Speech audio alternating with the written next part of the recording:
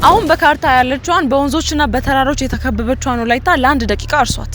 የወላይታ ህዝብ ቀደም ባሉ ጊዜያት የዳሞት ህዝብ ተብሎ ይጠሩ እንደነበር ታውቃላችሁ?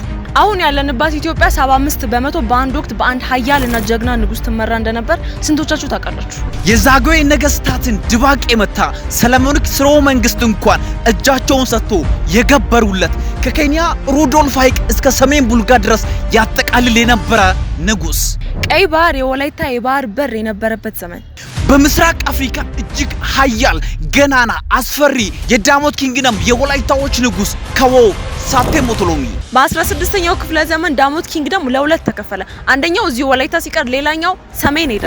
የደቡብ ጎጃም ደጋ ዳሞትና የወላይታ ታላቁ ዳሞት ተራራን ምን ያገናኛቸዋል? የተቀበረውን ታሪክ ቀስቅሰን በዳሞት ብሮድካስት ወደ እናንተ እናቀርባለን። ንስሮች ነን፣ እየመጣን ነው።